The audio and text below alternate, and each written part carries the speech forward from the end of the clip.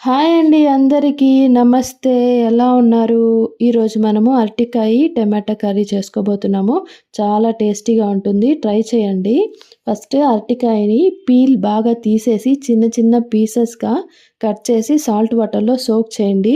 ఎందుకంటే అరటికాయ నల్లగా అయిపోతుంది కాబట్టి సాల్ట్ వాటర్‌లో పెడితే ఫ్రెష్‌గా ఉంటుంది. తర్వాత ప్యాన్‌లో ఆయిల్ వేసి ఆవాలు, ఆనియన్లు, టమాటా కట్ చేసి పెట్టుకున్న అరటికాయ వేసి సాల్ట్ వేసి కొంచెంసేపు మగ్గనివ్వండి. మగ్గాయింది అని తెలిసాక మీరు కొంచెం పసుపు, కారం, ధనియాల పౌడర్ వేసుకొని మూత పెట్టేయండి.